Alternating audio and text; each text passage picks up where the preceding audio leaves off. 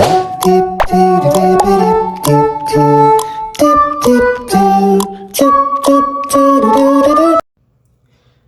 day, everyone. So now we are going to discuss English education policy in Korea. So first question, why is English considered very important in South Korea and how does it affect students' future opportunities? Okay, so in South Korea, English is seen as a skill for success because students with high English scores have better chance of getting into higher and competitive universities.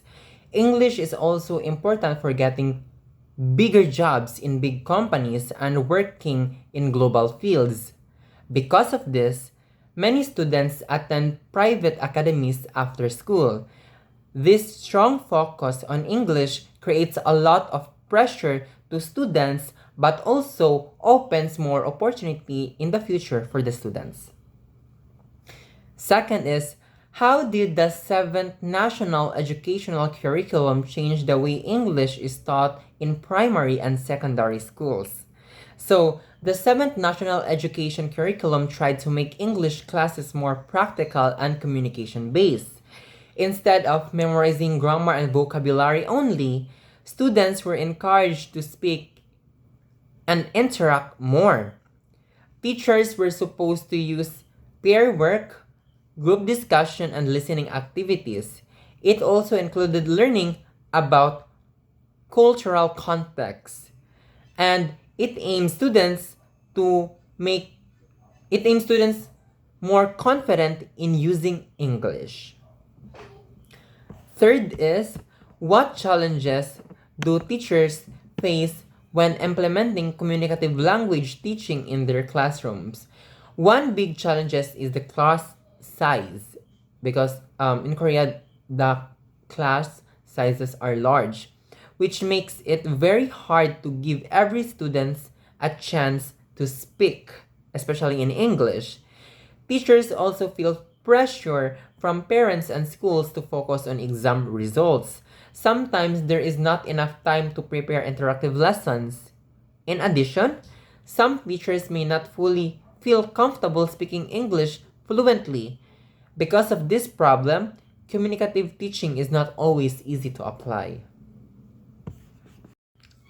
The fourth question, how does the Korean Scholastic Ability Test influence the way English is taught in secondary schools?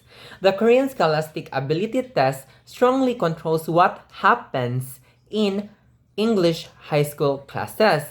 Since students' university admission depends on this test, the teachers focus on test taking skills, reading passages, grammar questions, and vocabulary memorization are emphasized. Speaking and listening tests are often less practiced because they are not as important on this test. This makes English education more exam oriented than communication focused. The fifth one is, do you think government policies alone can improve English proficiency in a country? Why or why not? I believe government policies are important because they set the direction for education.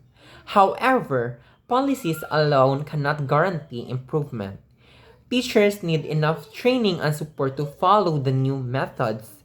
Students also need motivation and real chances to use English in daily life. Without changes in exams and classroom environment, policy may not be fully effective. That would be all.